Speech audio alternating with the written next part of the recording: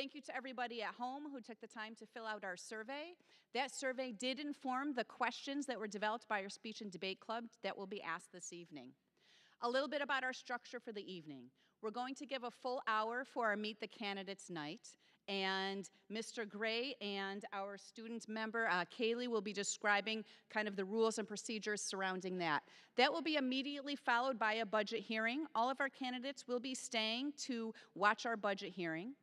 Right after that budget hearing, we will have an opportunity, and I certainly hope that you will all stay too, to be informed on the budget we're asking you to vote on come next Tuesday. Following that, we will have an opportunity for a small reception out in the lobby. All of our candidates will be joining us in the lobby for an opportunity for anyone who stays to just ask some personal questions if you like. It's less formal, but an opportunity, again, for just to, if there are some questions that were answered here. We're going to give about 20 minutes or so for that reception, because then I do need to pull our entire Board of Education back for an executive session to end the evening. So that's a little bit about how things will go tonight. Don't forget our budget vote, and vote for our Board of Education members is next Tuesday, May 17th, outside our middle school gym near the entrance by the Ag Room, and that is from noon until 8 p.m. And finally, a huge thank you, before I turn it over, to Mr. Gray and Kaylee Lewis, our advisor and one of our esteemed members of our Delaware Academy Speech and Debate Club, for moderating tonight's event. Thank you.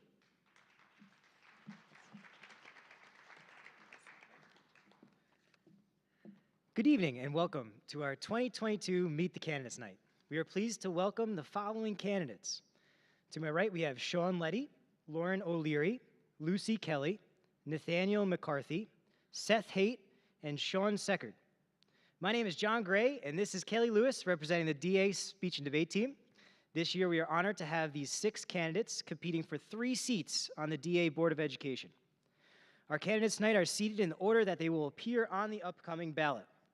Each candidate's bio can be found in tonight's pamphlet or on our school's website. For tonight's event, we will get the opportunity to hear from each one of our candidates. Questions for tonight's event, like Mrs. Zimmerman said, were informed by a community survey. Each candidate will be asked the same question, and we will rotate down the line of who will speak first. Everybody will have 1.5 minutes to answer the question.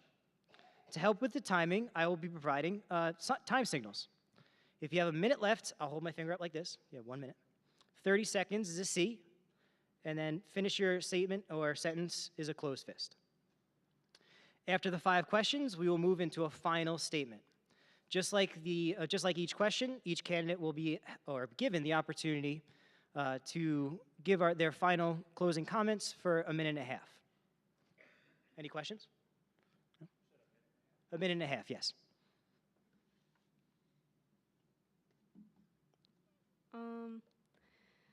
First I'll ask Mr. Letty, what made you interested in serving our community on the DA Board of Education?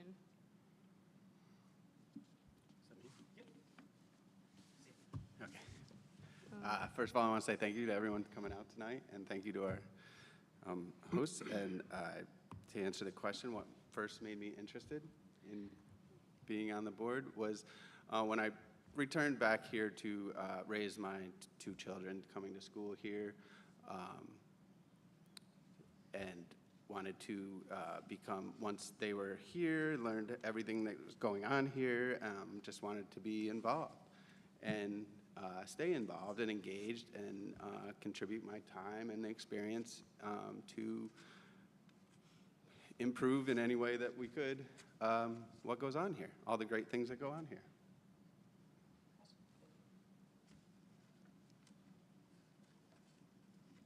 All right. Miss O'Leary, what made you interested in serving our community on the DA Board of Education? Thank you, everyone, for coming. And I have some allergies, so if I sneeze, I apologize. I am very passionate about this community. Since moving here about 6 years ago, I've been very involved in everything I can to try to continue, what I consider is a great reputation of Del High. And I also think I have the skills to really be an asset And finally, I have the time. I'm lucky enough now that I get to be home with my children, and I have the skills and time to really achieve all of our goals. And I have a lot of really big goals. I have a lot of big dreams, and I really look forward to supporting your kids.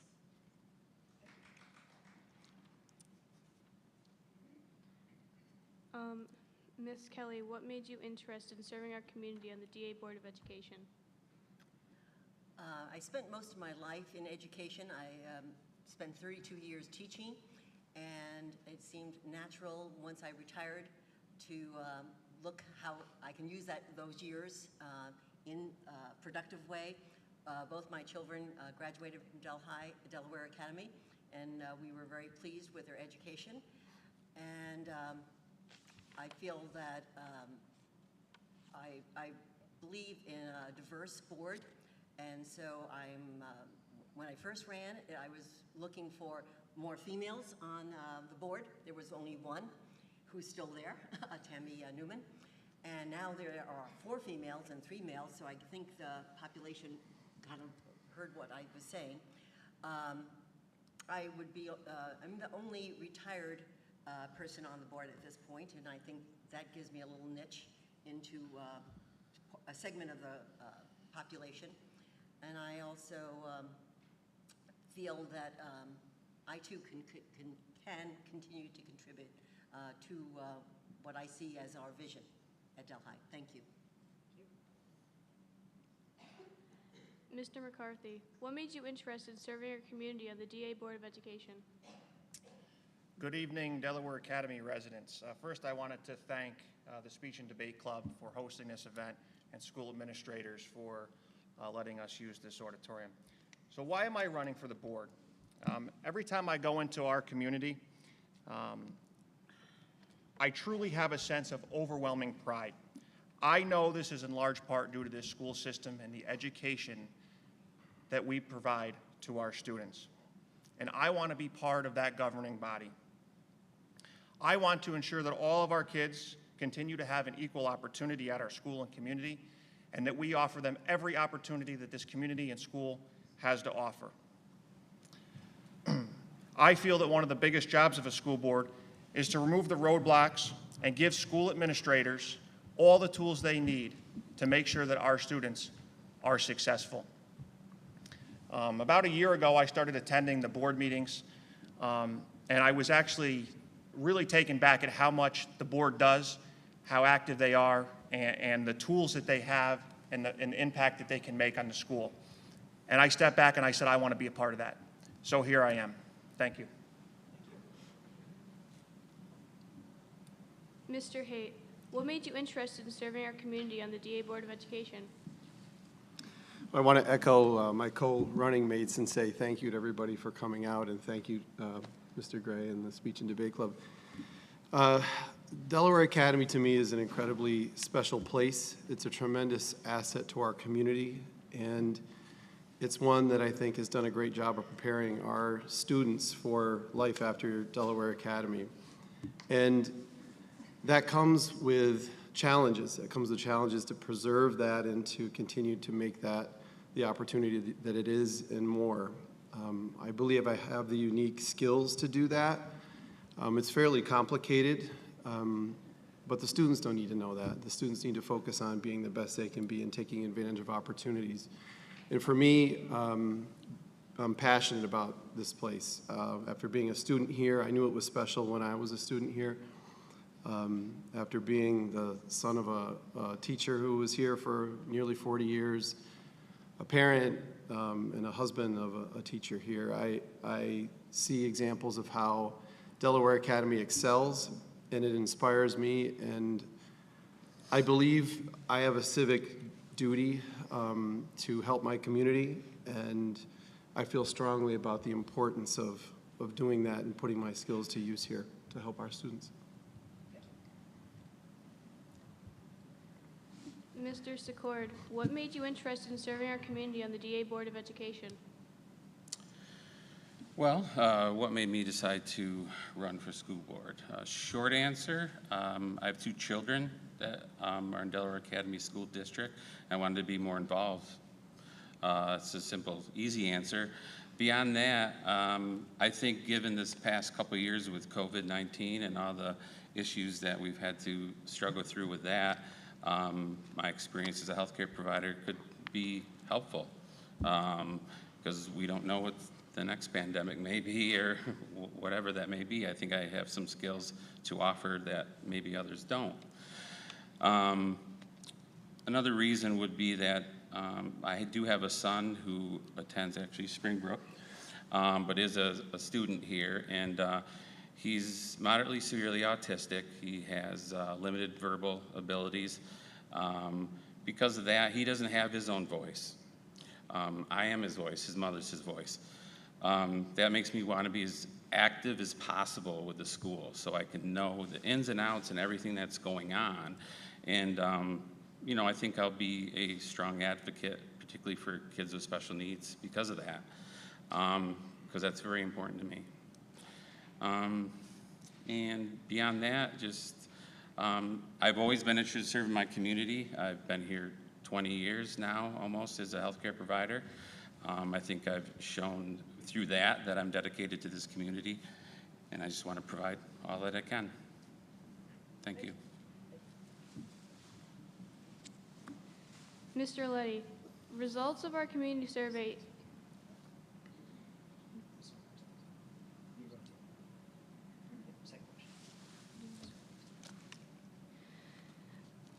Mr. O'Leary, results of Miss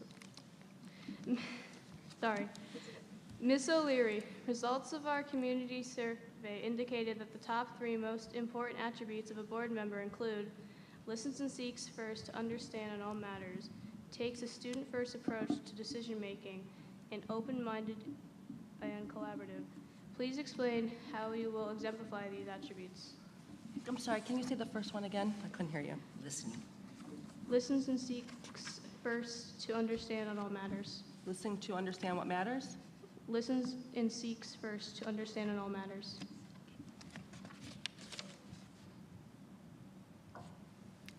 And the question?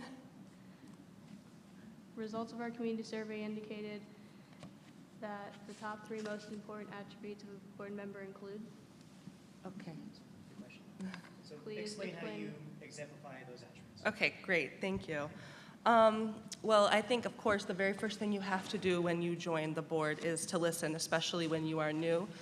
Listen to what's working well and listen and understand what needs improvement.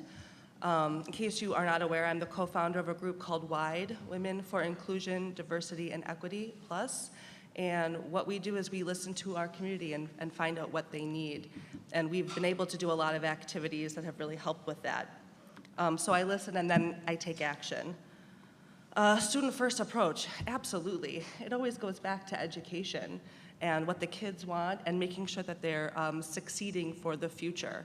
So all of my plans and goals will go back to the student first and making sure they have what it needs, what they have to succeed when they leave these hallowed halls.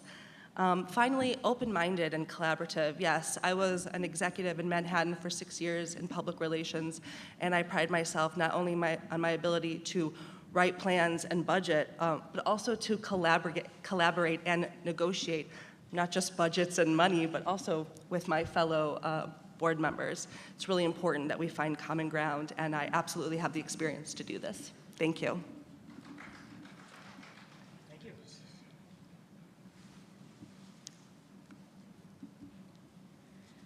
Ms. Kelly, results of our community survey indicated that the top 3 most important attributes of a board member include listens and seeks first to understand in all matters, takes a student-first approach to decision-making, and open-minded and collaborative. Please explain how you will exemplify these attributes. Well, I think any board member has to listen to any of the stakeholders, which would be, of course, the students, the teachers, and the community.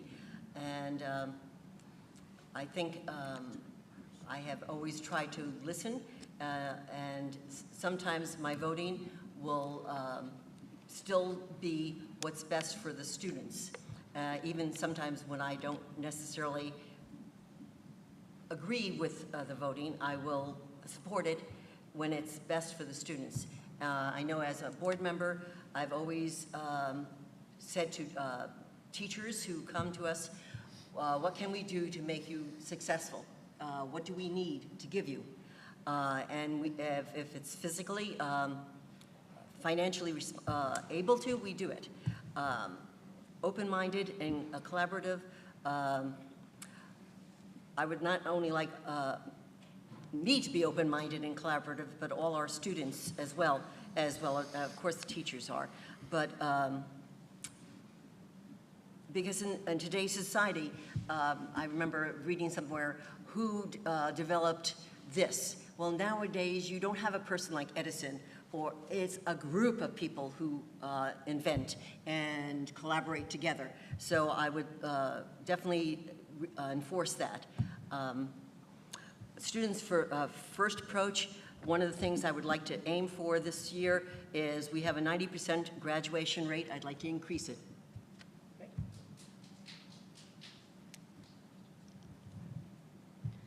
Mr. McCarthy, results of our community survey indicated that the top 3 most important attributes of a board member include listens and seeks first to understand in all matters, takes a student-first approach to decision-making, and open-minded and collaborative. Please explain how you will exemplify these attributes. Well, one of the most important parts of that question was actually a statement. We asked the community. That is something that will always be on the forefront if I'm elected. But moving on, listens and seeks first to understand a matter. One of the most important roles of a board is the democratic process and being able to listen to others. Giving others a chance to express their viewpoint is existential in coming to the most viable solution. Just because I may not agree with a viewpoint or have another possible way to solve it does not alleviate my responsibility to give others a chance to talk and express their viewpoint.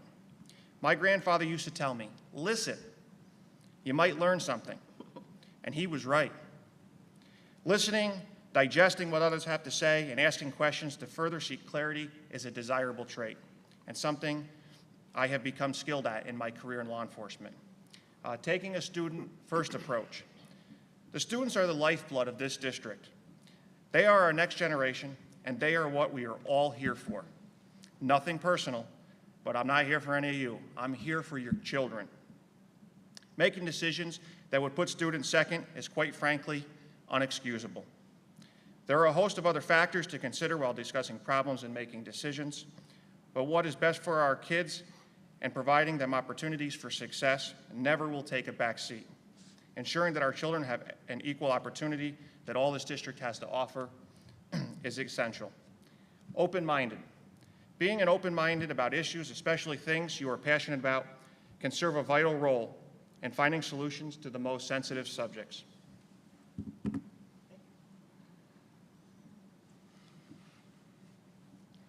Mr. Haight, results of our community survey indicated that the top 3 most important attributes of a board member include listens and seeks first to understand in all matters, takes a student-first approach to decision-making, and open-minded and collaborative.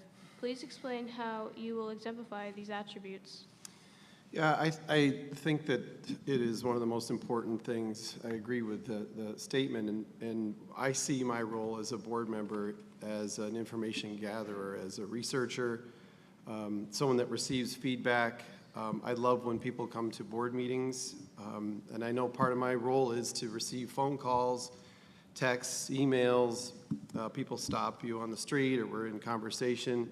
It's all about gaining perspective and gathering information, and I think that is incredibly important. It ultimately is all about the students, and sometimes decisions are difficult to make, but I always say to myself, if you can look back and say that you're doing it with the best interest of students in your mind and as the #1 factor, you're usually on the right path to making a good decision. And that is not always easy. Sometimes it's controversial, but I think it is the right way. In terms of being open-minded and collaborative, it's a 7-member board, and it represents the community, and it's a community of lots of wonderful opinions and people that are as proud of Delaware Academy as we are. And so I see this as the whole thing is a collaborative approach. It's not run by one person.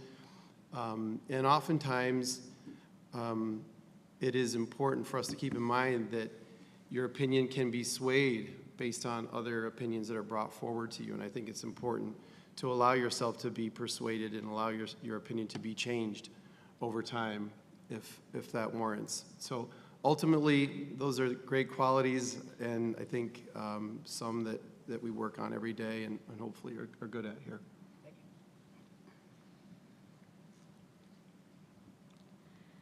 Mr. Secord, results of our community survey indicated that the top 3 most important attributes of a board member include listens and seeks to understand on all matters, takes a student-first approach to decision-making, and open-minded and collaborative. Please explain how you'll exemplify these attributes. Well, listening to all matters before making a decision is something I do like 20 times a day with patients. It's a partnership. We decide on a plan that works best for them and that they can, will help them with their illness or what have you. So, I mean, that's actually, I think, the main part of my job that I do all the time. And I'd like to think I'm pretty good at it. I don't know, you can ask some people in the community, see what they think. You know, in collaborative, that's kind of the same thing. I mean, I do not have experience in education other than I spent half my life being educated.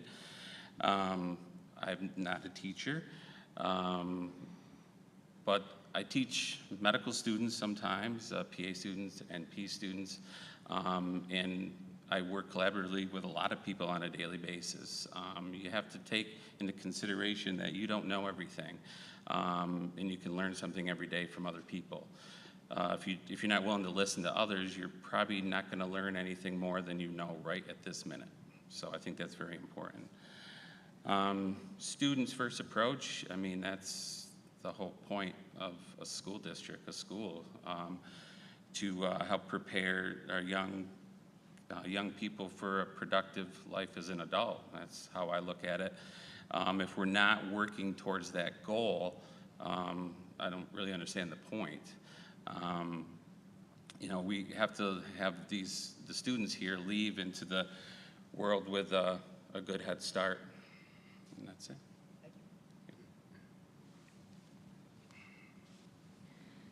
Mr. Letty, results of our community survey indicated that the top 3 most important attributes of a board member include listens and seeks first to understand in all matters, takes a student-first approach to decision-making, and open-minded and collaborative. Please explain how you'll exemplify these attributes.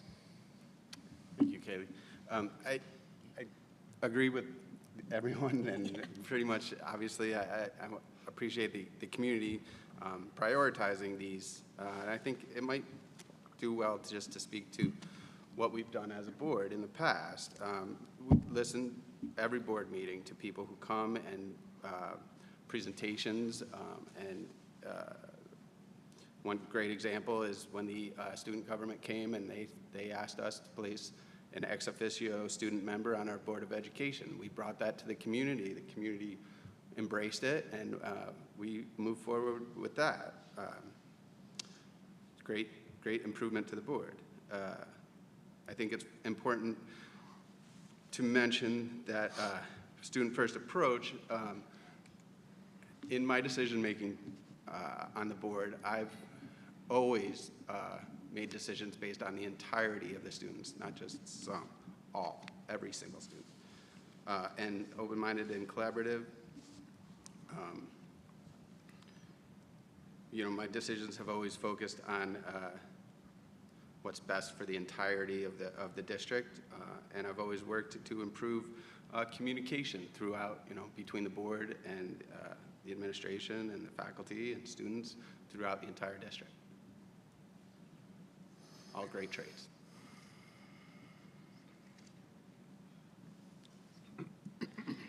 Ms. Kelly, results of our community survey indicated that the top 3 most important skills and experiences of a board member include active in our community, attended or has children who attend Delaware Academy, and a background in organizational management.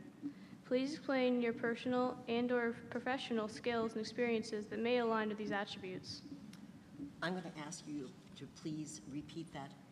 I had a difficulty understanding everything. active in our community, attend or has children who attend Delaware Academy, and a background in organizational management. Please explain your personal and/or professional skills and experiences that may align with these attributes. Thank you.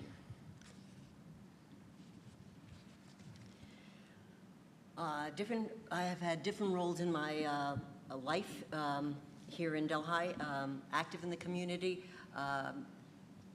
taught Sunday school at one point.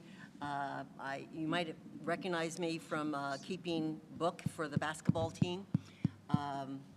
That is one of the things I do to help. It also helps that way I can see my husband and my son, but I've done that. I've also helped out with community dinners as well as school dinners. You'll see me at the FFA banquet, and the first day of school, I try to help out along with the administration. My organizational experiences, being a teacher, you have to have some organization. I'm glad Mr. Gray gives us a timer. That's the part of my organization is that's lacking is time management, so I appreciate that. I have not been, well, for organizational, I've taught from first grade to 8th grade physical science. You have to organize your time. Thank you. And my background is in education. It is also in science, predominantly, but I have also been one of the first inclusionary teachers. Well, I was the first inclusionary teacher, and I really did reap the rewards of having children with multi backgrounds and abilities in my classroom. Thank you.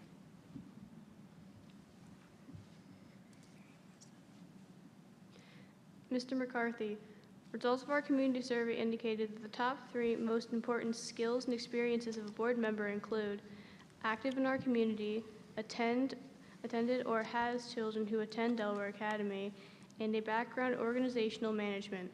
Please explain your personal and/or professional skills and experiences that may align with these attributes. Thank you. Active in our community, I take a great deal of pride in both the professional and personal contributions that I make to this community every day. Most recently, I was part of a law enforcement sweep through the school, checking lockers. I get to fulfill both roles. I get to make this school a safer place, and I get to fulfill my job that I get paid for, and truly makes me proud to be able to do that at the same time. I also am an avid coach for many Pee-wee sports throughout the community, and I get to interact with dozens of children. And I feel that serving a board would give me another opportunity to complete that. A background in organizational management. I'll use my most recent experience in my work. I'm currently an investigator with the state police. In this role, I am responsible for conducting very complex investigations that stretch months, if not years, and they're confidential in nature. Reports of mine can take days or weeks to complete and is supported by hundreds of pages of documentation. I'm called upon to testify in court, keep my facts straight, and then regurgitate my facts a year later on the stand when a defense attorney sits there and has my transcript that I don't have at the moment. Organizing the information in a very concise way is very important for my job, and I've become very good at it. But being able to prioritize resources that I have available to me to complete that mission is also very important, and I've become very good at it. Lastly, I have 2 children that attend Delaware Academy. I certainly have a vested interest in their education as a parent, but I feel it's vital to serve all the stakeholders of this community as a board member. Thank you.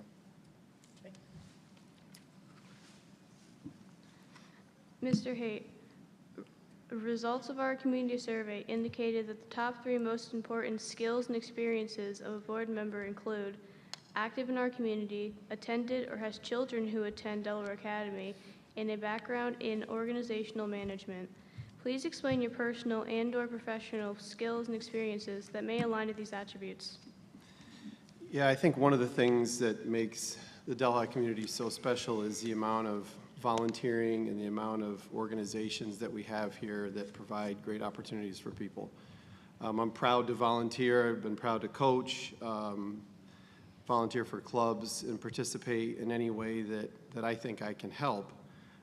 Because I think it makes our, like I said, our community so vibrant to have organizations at the level that we do. My three sons have attended Delhi or attend Delhi. I graduated in 1992, and it's every bit as special, if not more than it was then. And so I think I feel the essence of Delaware Academy in my soul. I talk about it all the time with people that I know. If they're here from another place, I talk about my special high school that I came from. In terms of organizational management, I work at Springbrook, which is a large regional not-for-profit serving adults and children with developmental disabilities. We have about a $71 million annual operating budget. We face many of the same challenges that Delaware Academy faces.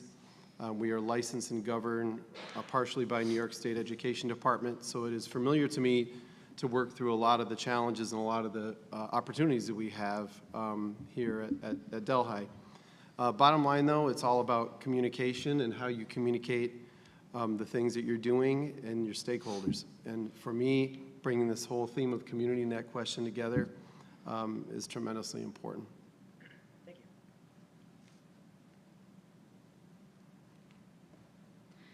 Mr. Secord, results of our community survey indicated that the top 3 most important skills and experiences of a board member include active in our community, attended or has children who attend Delaware Academy, and a background in organizational management.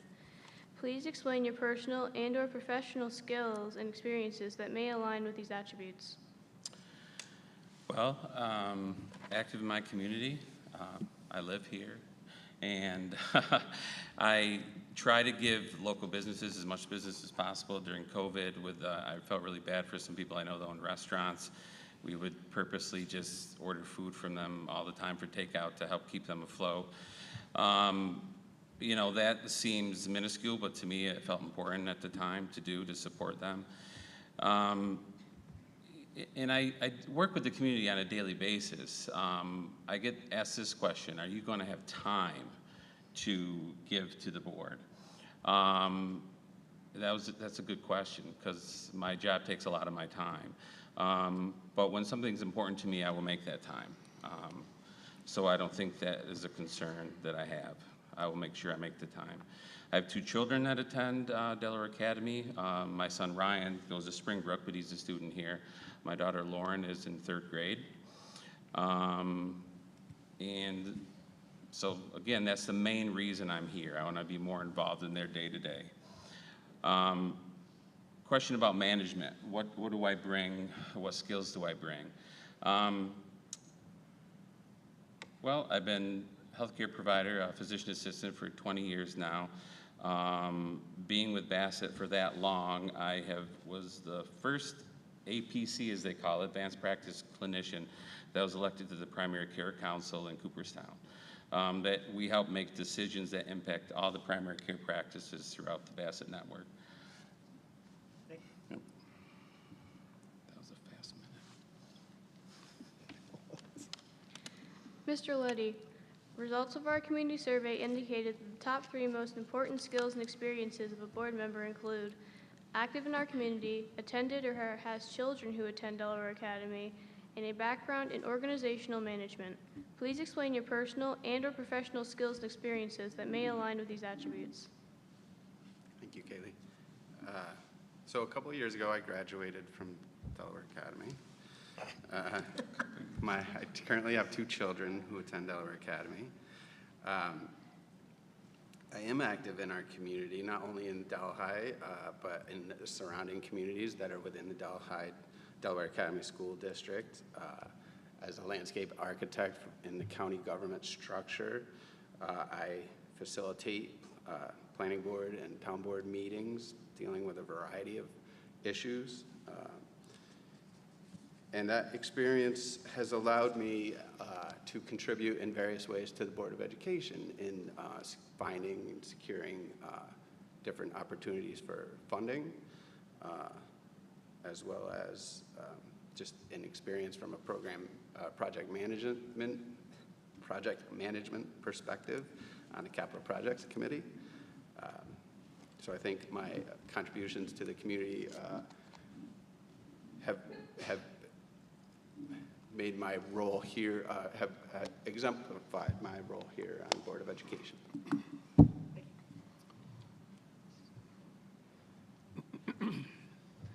Mrs. O'Leary, results of our community survey indicated that the top 3 most important skills and experiences of a board member include active in our community, attended or has children who attend Delaware Academy, and a background in organizational management.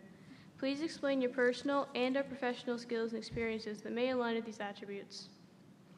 Well, my life purpose is to serve my community. It's really why I get up every morning, and everyone who knows me knows this to be true. If you need someone to help you with your kid, if you're tired and you need someone to help with dinner, my friends know that they can contact me. And what I'm really proud is that my community now knows that. As I mentioned before, I started WIDE with my amazing co-founders and women who are in the front row, yay. And together we've done some incredible things for our community. We helped bring back the Christmas parade better than ever. We did the first ever Hanukkah and menorah lighting, and we have our incredible June 4th Family Festival, which I hope to see you all at. It's incredible and it's totally free. So volunteerism is the heart of who I am as a person. So that's why I'm here running for the board. Second, I have 3 girls, and I'm excited to tell you that my daughters are all very different. They're athletic, they're artists, they're engineers, so I'm really looking forward to dipping my finger into all that the school has to offer the kids. And finally, in terms of organizational development, I was Vice President of Public Relations in Manhattan, and it was my job at the young age of 29 to create annual plans and budgets and convince very scary shareholders to give me millions of dollars and execute those plans. So I'm very skilled at organization and planning. Thank you.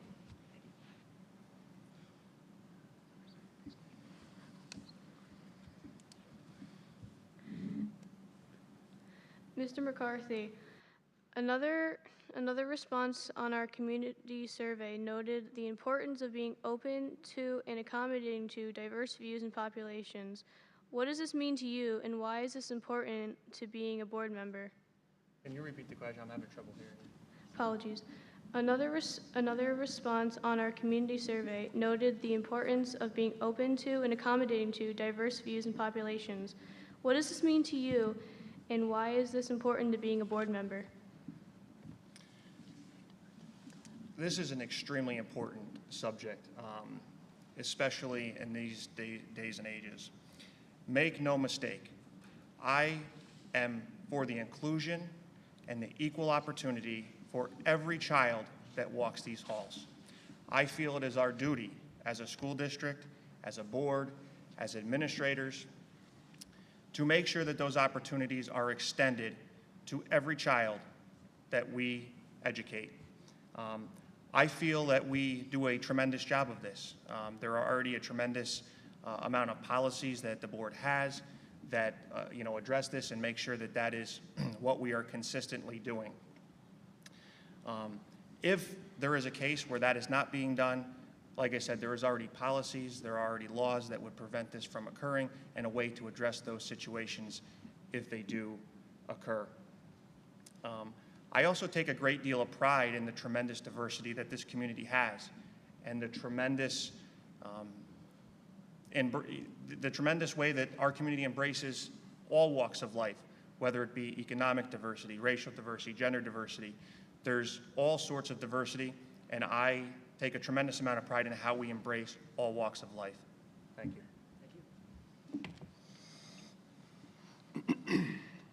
Mr. Haight, another response on our community survey noted the importance of being open to and accommodating to diverse views and populations. What does this mean to you, and why is this important to being a board member?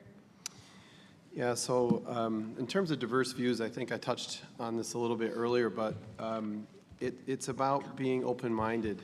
And as much as we all have opinions and coming to the table often, it's about hearing people in the community and other stakeholders of Delaware Academy and informing opinions and making decisions. And I think that is a primary duty of board members, is to hear opinions and to hear viewpoints on things, really no matter where they come from. They can be completely out of what you would expect, but it's important to hear those views and make decisions. And I have to say, over time, things change. Our position on something, 3 years ago may be different than it is today based on information or factors that change. So I think it's important to always stay open to that. I'm proud of the board this year for adopting our first diversity and inclusion policy. That was just this spring. And I think that will continue to evolve over time. As I was just saying, I think these viewpoints need to change over time. I'm really proud of Delhi as a community and its openness to different populations and different people. I think that's, again, another thing that makes us a great place to live, a great place to work, and a great place for our students to be.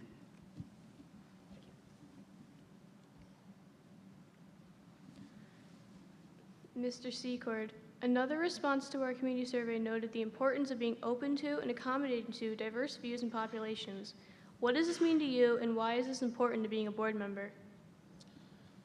Well, I think first of all, it's important because when children go out into the real world and have to fend for themselves, they're going to meet people from all different walks of life and different thought processes, and they're going to have to work with them in their profession or just in their day-to-day lives. So it's important that they're exposed to different ideas and different beliefs, because that's the real world.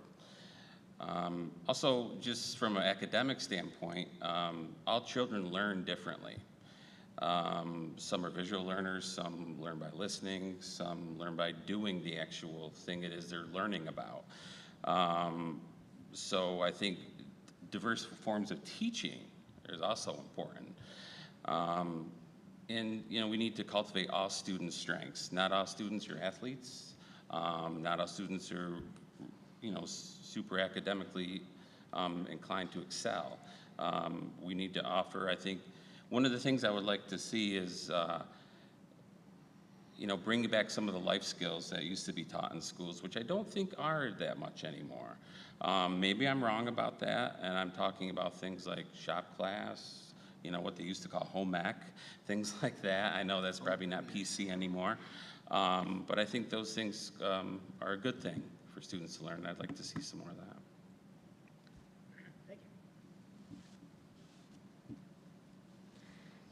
Mr. Luddy, another response on our community survey noted the importance of being open to and accommodating to diverse views and populations. What does this mean to you, and why is this important to being a board member? Thank you, Kaylee. Good question. I think what that means to me the most is, being at the grocery store or picking up the kids from baseball practice or being in church or being engaged with people when they come up to me and ask, hey, why is this going on, or why isn't this going on, and what's been going on with, specific thing at the school, and taking that information back to the board and having that, maybe prompting that discussion and really synthesizing those concerns from the community and bringing it back to the board.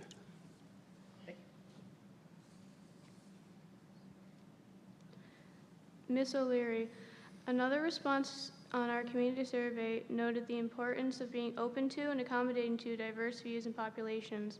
What does this mean to you, and why is this important to being a board member? Well, diversity means everything to me. Again, with my co-founders, we created a group that the entire point is to highlight the incredible richness and diversity of Delaware County and of Delhi. To tell you a little bit about me, I have a sister who has osteogenesis imperfecta, which is a very rare bone disease, and she lives her life in a wheelchair. And I learned at a very young age the importance of inclusion. And I think we have really grand ideas of what this means, but it's really important about the details. Where is the door that a person in a wheelchair can get into the school? And this also taught me about empathy, which I think is really important if you're going to be on a school board, because it teaches you to care about every single child, not just the child that you relate to or your children relate to. I look forward to creating more opportunities to showcase the diversity of our students. I think they would absolutely love that. And as we showcase diversity, we teach our entire community the important lessons of empathy and tolerance. And as Sean mentioned, this helps prepare our kids to be successful as they go out into the world, which is very diverse and very beautiful.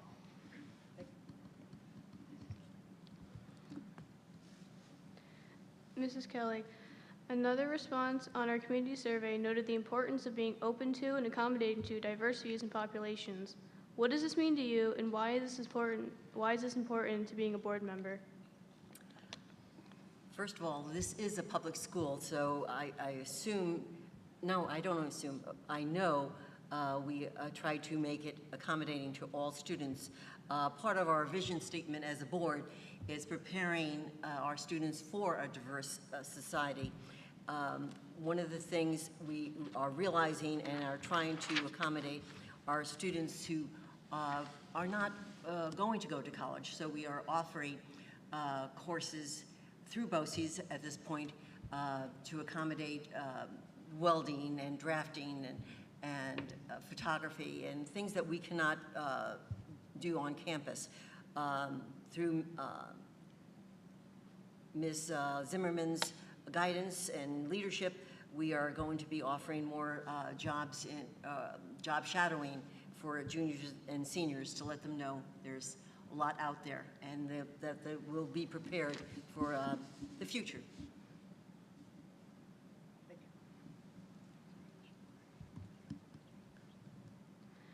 Mr. Haight, social media. Sorry, we missed Mr. Clark. Oh, apologies. Oh, no, you went first last time. Yes, it's Mr. Hate's turn, right? Yeah. Mr. Haight, good question. You're right first. Okay. Mr. Haight, social media plays a large role in which community members go to find information on a variety of topics and issues. Delaware Academy has a board policy that governs use of social media by students and staff. Please describe considerations a board member should make regarding their presence on social media. Can you just say the last part of that? Please describe considerations a board member should make regarding their presence on social media. Yeah, I think that there's no doubt that we turn to social media for a tremendous amount of information that help us learn about what's going on and make decisions. And I think there's a fine line between how much is informative and how much can be used in education and how much is a distraction from education. And I think we have to navigate policies here that recognize that. I think there's a tremendous amount of appropriate use for information gathering, and that comes in a broad sense. I think we've strived to make ourselves more accessible through streaming and use of social media for the board and many of the organizations here at within DA. Our meetings are now live streamed, as we can see, which I think is a huge improvement, which gives people more information. So in terms of students, again, I will say research, communication, finding out information to help them learn and write and inform and make decisions, absolutely. But it's that balance, right, of getting the right amount in where it's not a distraction from actual learning.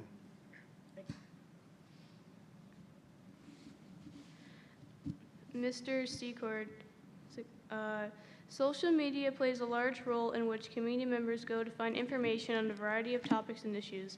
Delaware Academy has a board policy that governs use of social media by students and staff. Please describe considerations a board member should make regarding their presence on social media. Oh, social media. Let's see. My wife is probably smarter than me because she is not on Facebook. I will say that. She's probably smarter than all of us that are on Facebook.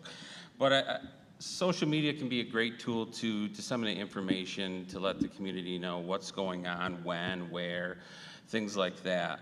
I think a lot of times it can be non-productive. My daughter will not have a social media account for quite a few years yet, if I have anything to say about it.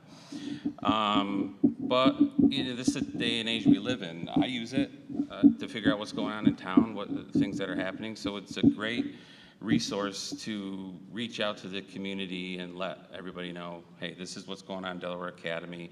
You could be here this time when, or participate, or to let people know when, like, the vote for school board is and things like that. I think it's great for that. I think it's too heavily relied on, though, by a lot of people. The information can be, as far as learning or collecting data, I think you got to be very careful with that. The sources that are cited are often not very reputable and probably not the best thing to use for research, in my opinion. But it is a great tool to disseminate information that you want to get out to the public.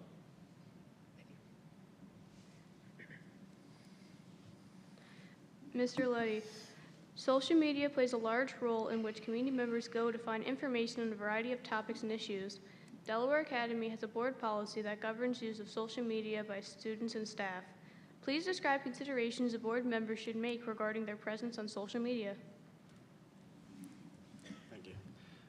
I guess I would say I would think board members should probably comply with the policy that we've put in place regarding social media.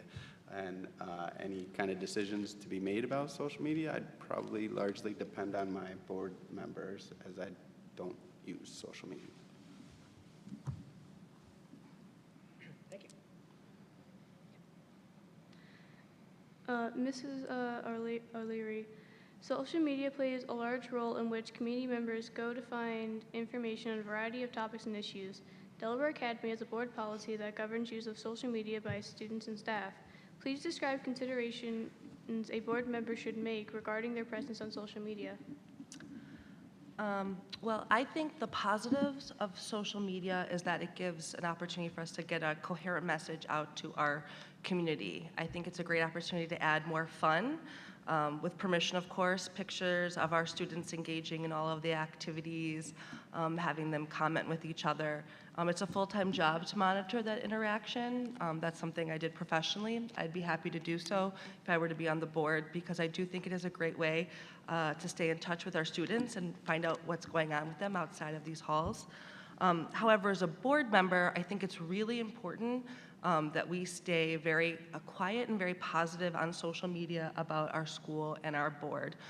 Quick little story, my sister-in-law is a teacher in New Hampshire, and it has now become the trend to complain about the school on Facebook. It has become detrimental, and they've suffered a lot of teachers leaving the district. So I think it's really important that we keep our message positive, we adhere to the guidelines, and that we use this as a way to demonstrate how wonderful Delaware Academy is and keep our problems and our concerns private. Thank you. Mrs. Kelly, social media plays a large role in which community members go to find information on a variety of topics and issues. Delaware Academy has a board policy that governs use of social media by students and staff. Please describe considerations a board member should make regarding their presence on social media.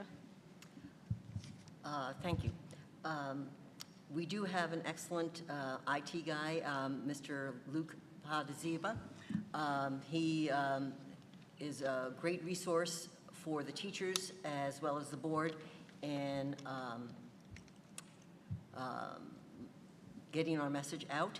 I think one of the good things that happened with COVID is that we are now broadcasting concerts, sporting events, and the board meetings. Well before COVID, I had tried to encourage the board to televise. Mainly, it's very difficult for working families to get out at night and sit for a board meeting. And I know many people listen after the fact.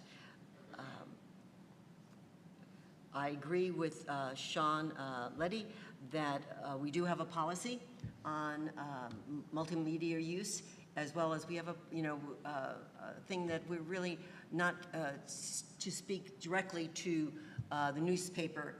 We need because when we speak as a board, not a person. So we try to funnel that through our president and our superintendent. And I think the same thing would be with multimedia. I wouldn't want to put anything that might be construed incorrectly.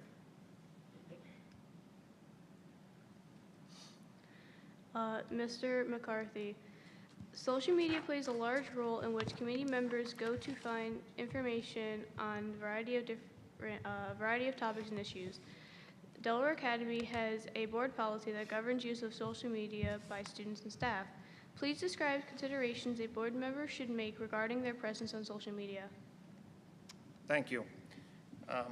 I think social media is like the modern day equivalent to when they formed government. You know, it's like a necessary evil. It has a tremendous amount of positive attributes, but it also has some negative attributes. A quick story, I can remember when I was applying for the state police, I went up to the academy and I sat down at this computer and this seasoned investigator said, log into your Facebook account. And let me tell you, at 24 years old, letting an investigator log into your Facebook account, that was a little bit touchy for a little bit, but I made it through it. But what I think this question really is asking is, what conduct should a board member have and what presence should they have on social media? And that's a great question. When a board member speaks, whether it be on social media, in the public, at a dinner, they're speaking for the entire board. They represent this entire board. And if they go around posting conspiracy theories or things that are happening in the community or in executive sessions or stuff, they have betrayed the trust of the board and they have undermined the process that is in place. So I think it's tremendously important that if people do engage in social media, they do it in a professional way that is consistent with the policies that are in place and consistent with the conduct that you would expect from a board member. Thank you. Thank you.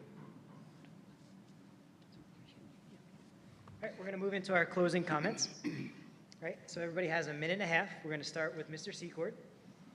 Whenever you are ready, I will start the clock.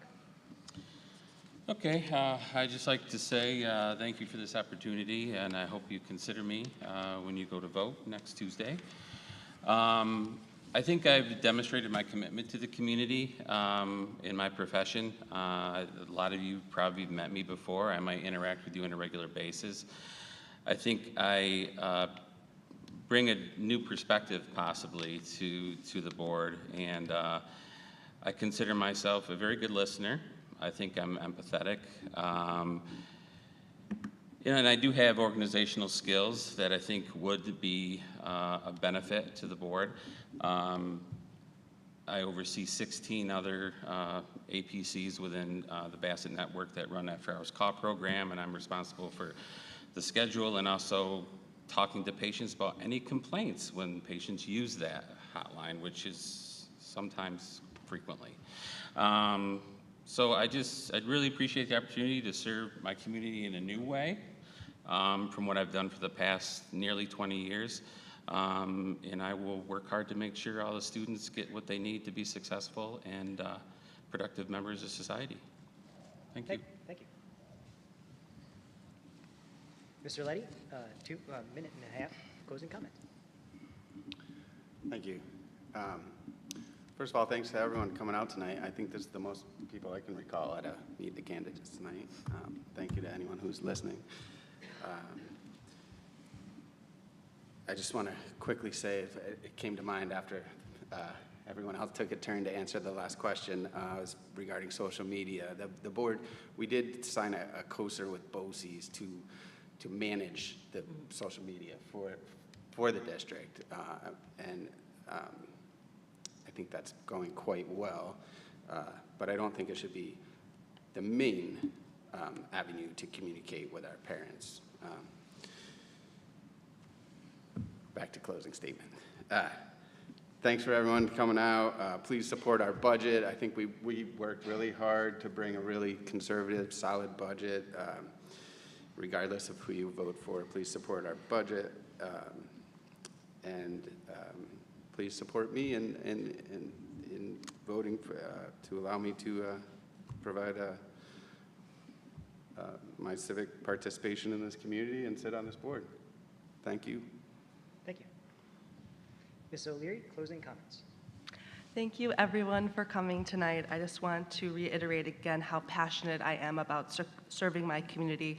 I hope you will vote for me and give me yet another opportunity. As I mentioned, I am skilled in preparing annual plans and budgeting, and that is at the crux of what you do as a board member.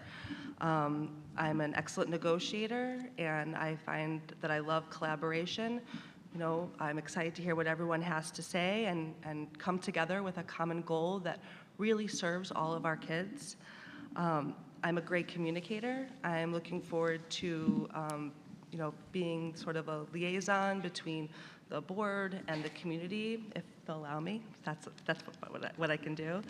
And finally, my nickname was the Idea Tornado. I have a lot of ideas.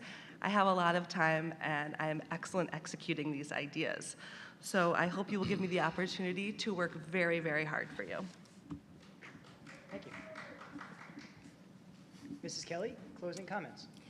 I failed to thank you, Mr. Gray, and Kaylee Lewis for moderating. A hard job, and you do it every year, Mr. Gray at least. Thank you all who have come here, and for those who are listening and will listen later. I've been on the board for 7 years, and I've missed 5 board meetings in total.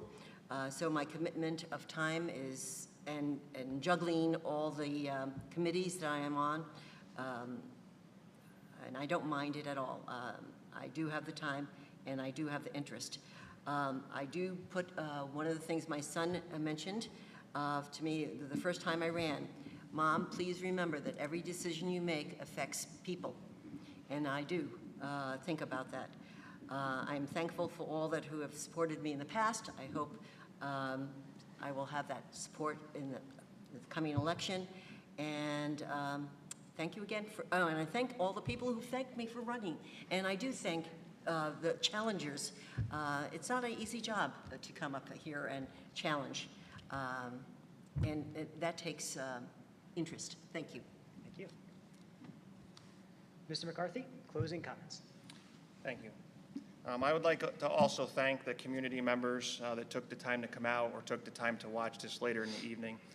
I also would like to thank the other board members and candidates that sit up here, the board members for serving and the candidates for having the interest in serving. Although we were very limited on time tonight, we definitely covered a lot of ground. Please take the time to look over each candidate's bios and the information that we've given out. Have an open mind to all the candidates. Don't be prejudged in your decision, and really look everyone over and make the decision that's going to be best for you. We are definitely in an uncertain time here, and we must ensure that we never abandon our morals and our values that make this community and school so great. You must make sure that the leaders that you pick have the same viewpoints and are consistent with yours. You must ensure that you exercise your most important duty on May 17th, and that is to vote. Let me be a voice of reason and of common sense. One last point, and I want to leave this for the very last thing I say because I think it's the most important thing I'm going to say tonight. I feel a parent's role in their child's education is imperative, and I encourage transparency in all aspects of this school. I think a parent should always have a say in their children's education. Thank you very much. Let me be a reasonable leader in unreasonable times. Thank you very much, and vote yes for the proposed budget. Thank you. Mr. Haight, closing comments. Well, once again, thank you, everyone, for being here tonight. As you have heard me say, I'm incredibly proud of Delaware Academy, and I am committed to working very hard to ensure that this place, this school, this institution stays at the top. And we have excellent faculty and staff here that make that happen. It's our responsibility as a board to ensure that Delaware Academy remains financially viable, that we avoid wild swings that can happen, especially as we look toward conditions after the American Rescue Act and funding. I think it's very important that we keep our eye on the ball and ensure that we can continue our programs. I'm very proud of the amount of programs, though, that we offer here. We have 52 clubs, teams, organizations. I think that's unparalleled in our region. And it's something I'm really proud of because when the board is approached with thoughts and ideas, when students get passionate, we respond. And it's fun to say yes when students are passionate. That's the exciting part. So this responsiveness to the community, responsiveness to students is what this role is all about. I am committed to doing that. I love talking to people and hearing viewpoints, and I'm committed to continuing to do that. Young people, I think, are our best investment, really, and so this makes this an incredibly important role. And everyone is here because it is so important. I see this institution being relevant for a long time to come. It's our job to ensure that. I appreciate your coming tonight again, and I really would appreciate your vote next week. Thank you. Thank you. Thank you all again for taking the time to be part of this event. Election Day is on May 17th from noon to 8 p.m. We wish you all the best of luck in the upcoming election, and please welcome back our amazing superintendent, Kelly Zimmerman.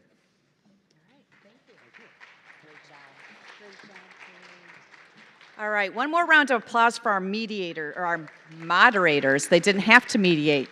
And great job to all of our candidates. At this time, I will ask our incumbents and our current board members to come and take a seat in the front as we prepare for our budget hearing. I'll invite Mr. Kerry Schultz, our Assistant Superintendent for Business and Personnel, to join us for a final hearing and presentation on the board that we are asking support for. On our budget. And anyone who is also any of our other candidates, please feel free to take a seat in the audience for our budget hearing. Once that is complete, then, as I mentioned before, we will convene in the lobby for an opportunity for some further meet and greet with our candidates.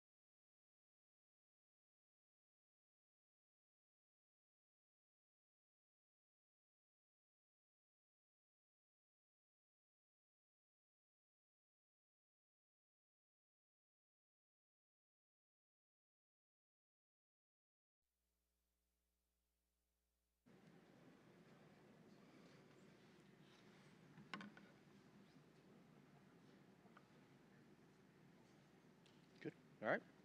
Good evening. Welcome to, this is my 17th budget hearing. And I would agree with Mr. Letty, to have people in the audience is really nice. My first budget I gave, there were 2 people in the audience, and I have actually done a budget hearing with no one in the room. So it's probably the easiest one I've ever had to do. So it's always good to see people. Listen, budget, it's not a lot of fun. I know that for a fact, but I'll try to make this as fun as possible. And the process itself is a very long process. We talk about a yearly budget. We talk about 12 months worth of revenues and income and expenses, when really we're working with this budget for about 18 months. We start building budgets for schools around December, and it goes all the way into the vote in May. So anywhere from 17 to 18 months. And it's one of those things where I get really excited when we have a budget vote and it passes and everything goes through, and then I get really scared sometimes because I'm thinking to myself, I hope we got it right. You have to remember, and I've said this to a few people probably 100 times, try to build a budget for your home that's going to put you all the way into next year and make sure that you have safety nets set in a budget to ensure that you get it right, you don't overspend it. So I get a little nervous at times, but working with the Board of Education here at Delaware Academy has been fantastic as far as budget building. We take a lot of time when we set these up, and we take a lot of time as the budget is happening. We don't just hit start in July and then walk away from it. It's probably a conversation I may have 6 times a day. Whether this is the general fund budget, this is basically everything for the academic side of it. And we have other budgets. We have cafeteria, we have capital projects. So this is a fluid, very dynamic process, and it goes on for quite a while.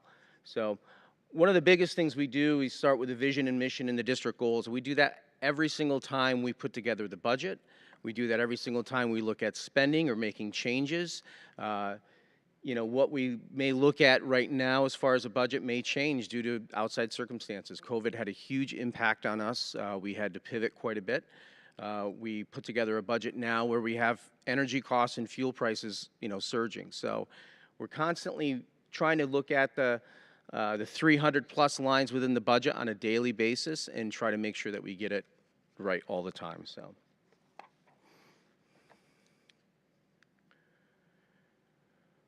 Budget development, we're really trying to do everything we candidates talked about tonight, was really put together a budget that is sound, that puts together a platform for student learning, academic achievement. It takes care of our teachers, our staff, and meets the goals of what we need to within the building. We also look at it from a standpoint of building fiscal equity, making sure that we have long-term financial goals, but also responsibility to the taxpayers. I will say, since I've been here, this is my 7th year, we're on average about a 1.2% tax levy increase year to year. We've had years where it's been 0. So this board, and we've survived that. So we're constantly looking at what we've built into the budget and how we can save and push that down the road for years to come. Tonight really is just kind of informational. One of the things I like about people coming to these hearings is because it's not an easy thing. A school district budget is very, like I was saying earlier, it's difficult, it's dynamic, it's constantly changing. It's different from, we don't make widgets, it's not a corporation. So I want you to just take something from it, some just little knowledge on how it works. And I think it helps a lot of times with people when they start looking at what we do, is what we're spending our money on, what we're receiving in income, and it gives them a little bit more of an understanding of how this all works and sometimes the difficulty. So we'll go through that, and then any questions at the end, you're more than welcome to ask. Basically, the budget basics really small is just, it has to be a balanced budget. It can't be, revenues have to match your expenses. Our revenues, you'll see, there's not a lot there as far as different areas for money coming in. You have state aid, you have taxes, and then you have probably a dozen other items, and that's about it. And we're no different than any other district. We rely on taxes here. Between taxes and state aid, about 90%. That makes up our budget. You've probably heard about us talk about tax cap. When we set the tax levy, one of the things we have to do is we have to make sure that we adhere to what's called the tax cap, and that was initiated many years ago by the state. And basically, you cannot go over 2%. It's never a true 2, though. We have had, I think my second year here, we had a negative tax cap. If that makes any sense. So we had to go out with a 0 just to balance it out. And, but it changes, and it changes a lot due to the amount of how much aid you're getting in, how much aid you didn't get the year before, has to do with expenses, capital project expenses, capital outlay. So what happens is, last year I think we were at a 1.8 tax cap, so that means is we can't go above 1.8% when we set the tax levy. This year we're at 2.8. It's not something the board or I would recommend going out with that kind of a large number, but that gives us the leeway to go. We could feasibly go out with a 2.8. Anything above what's set as the tax cap, you have to go out with a supermajority, which is 60% and more. So,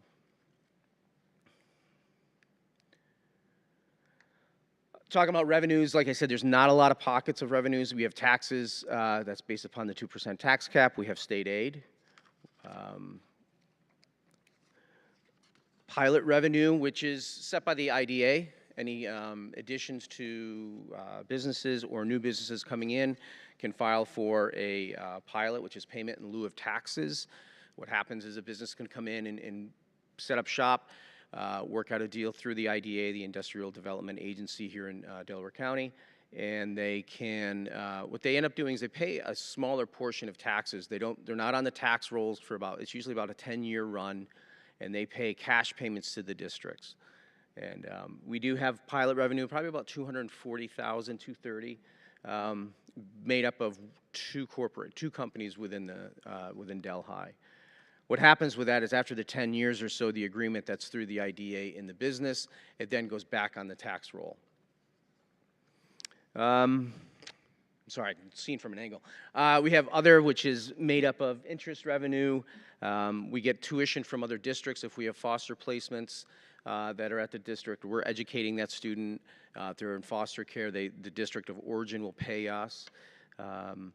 We have reserves. There's about 12 legal reserves. Reserves are basically kind of like a savings account.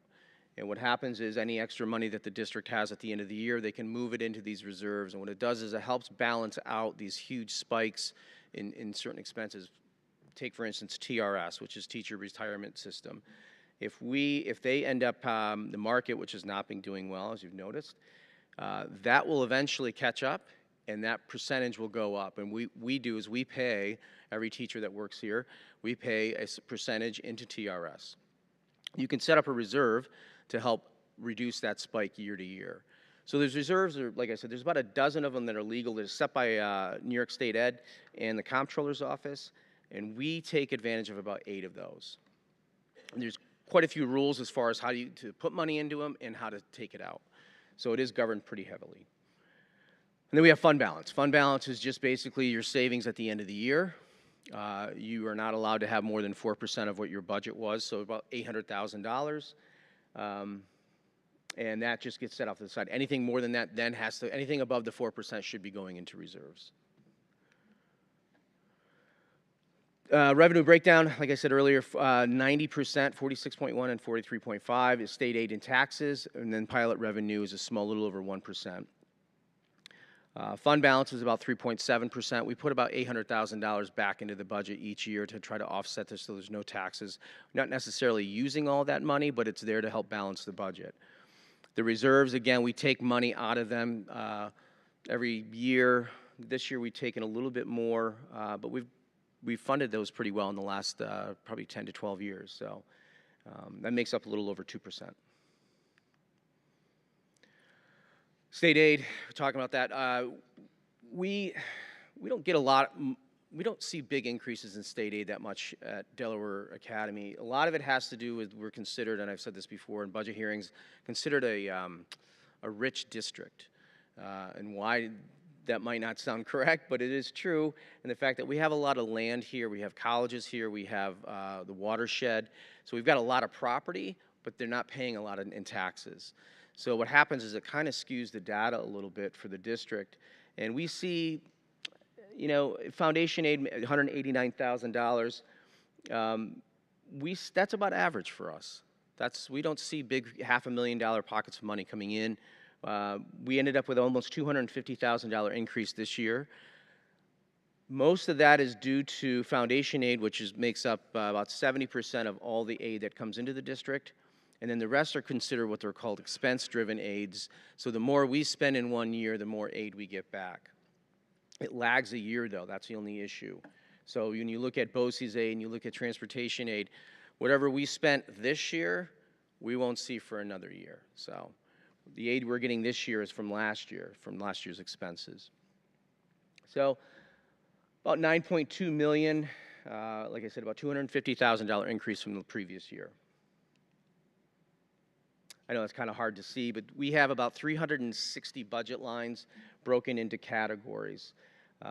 This year, you know, it's interesting, you get through COVID and then you think, oh, this is going to be easy, and then all of a sudden now you have energy prices going through the roof. I would say we have it's about $520,000 increase from last year's budget to this year's budget. I would say half of that is energy costs, diesel fuel, heating fuel, electricity. So about $250,000 makes up that 520. We're about 2.46% from budget to budget. We stay probably around 2.25 each year. The impressive part of that, though, too, is that we are a little higher than most years, but we're also only going out with a 1.25% tax levy. And if I'm not mistaken, we are the lowest in this area, in this region. The only other district I know that would be lower is UV is going out with a 0. So they win. But 1.25% is really not a whole lot. 1% of the tax levy is about $90,000, $95,000. Just a real quick visual of kind of where our program expenses are. If you see, instructional makes up most of it, as it should. Building maintenance is around 7.6%, transportation about 6.4%. Debt service, which is associated with all the capital projects that we have in the past, anything that we have a bond out for to pay for capital project is under debt service. That makes up about 9%. General support, 10.7. That is basically your non-instructional staff, maintenance, transportation, bus drivers, and then benefits make up 25%. Benefits is huge. Obviously, healthcare alone is around $4 million, and that's pretty low compared to other districts and some of their plans. We have TRS and ERS I spoke of earlier. Anyone who works here can join those retirement systems. ERS is for employees, non-instructional employees, and then TRS is for academic or instructional staff. And we pay TRS, we pay 10% on everyone's salary into the plan, and that is part of their retirement package when they retire. And then ERS is around 13%. So basically, a quick snapshot, we've got $21.568 million for a budget increase of almost $520,000 or 2.46%. That's the expense side. The revenue side, exactly the same. We have a balanced budget. We've done what we were supposed to do.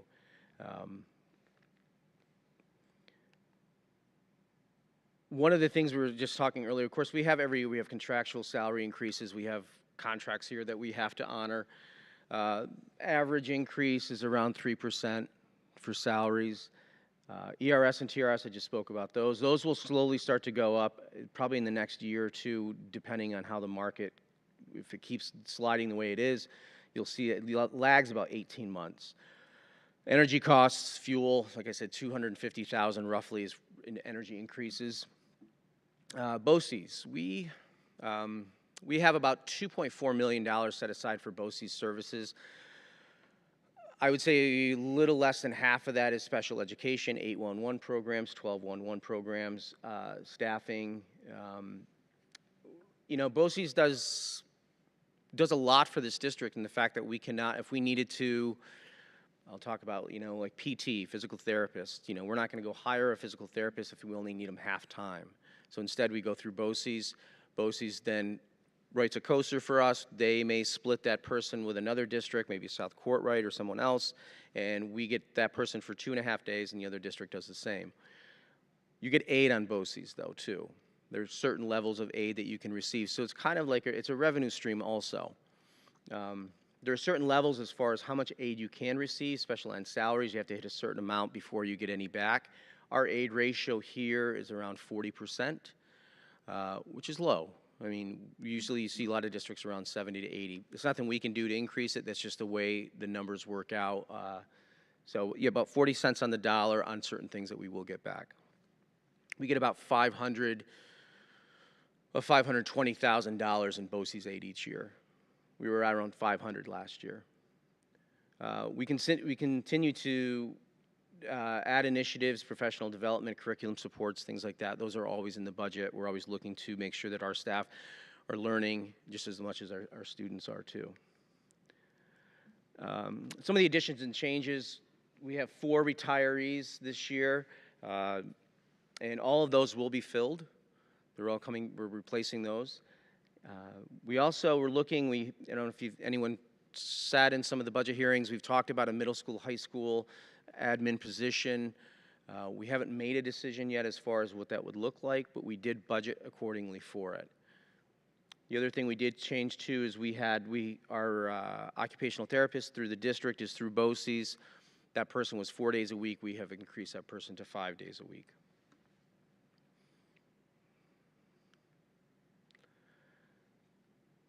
A lot of what we do, we talk about tax levy. We want to make sure that we're always, that's really the big thing. I mean, you're voting on a budget, and that's the 21.5, but really people want to know, how does this affect me? Just doing on average, $150,000 home with basic star, it's about $2 a month at 1.25% increase. That's not everywhere. It's not exactly the same everywhere because each district or each township is assessed a little different. It may be less than that, and maybe a little bit more. It all depends on how the assessment works. But on average, it's about $2 a month. About $24 a year would be the increase in your taxes. So again, proposed budget is $21,568,423, increase of about $519,000. 2.46% increase, 1.25% tax levy. Budget votes next week. We talked about that. Board of Education seats, you saw that, 3 members. And then we just hit on real quick as far as the absentee ballot applications have to be back tomorrow, and then if it was mailed and then picked up in person, they have to be back by Monday. How was that? It's not bad. It's still sunny out too.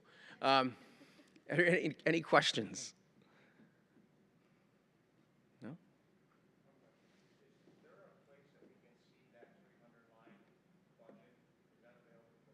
Yeah, I'll probably throw that up either tonight or tomorrow that has all of that information. We also have copies in the superintendent's office too, but I'll put it online in the under departments, business office and budget. Okay. Yep. All right.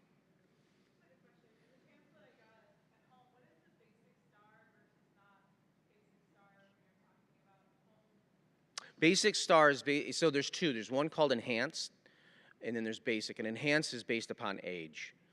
So, and then that, what happens, there's a different dollar amount. You would be in a basic star. So that's about on average, about $420 savings off the tax bill. It fluctuates a little bit. That's set by the Office of Real Property Tax Services out of New York. So they set those rates. What happens is when they do the assessments, the assessors will submit the data to ORPS, and what they do is they then look to see how how close their assessment is with other like townships, then they set the star.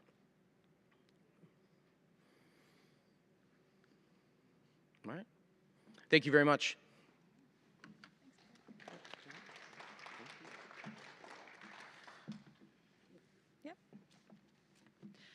The school budget is a numeric representation of the district's vision and mission, hopes, dreams, aspirations.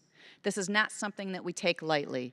As Mr. Schultz pointed out, it is a year-long development process, not only monitoring the accurate spending of what we promised our taxpayers, but then developing a responsible budget, not just for the next year, but with consideration and trying to read the tea leaves 5 years down the road, 10 years down the road, to ensure that the district can maintain high-quality programs and services that our students and our families have come to enjoy and come to expect. And I think that this board does an excellent job of really picking apart and asking really tough questions on your behalf to ensure that we continue to do that, always keeping in mind the plight, the concern, the things that our taxpayers are facing at home, especially coming out of COVID and coming out of the fiscal crisis that this, not just Delhi, but our county, our state, and our country has experienced. And so I just want to take a minute and give credit to our Board of Education as well for asking those tough questions and for holding what's the term I'm looking for? Not my face to the fire, but my feet to the fire, right? I don't want to burn anything. But also to ensure that Mr. Schultz and I were really doing the hard work and going back and continuing to challenge to bring the budget to you that we brought today. So thank you to our board for our hard work. Thank you for everyone who tuned in, and please come out and support us.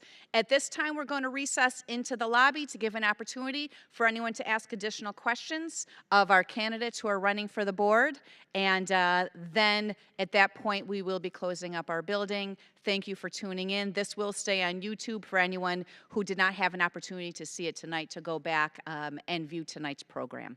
Thank you again.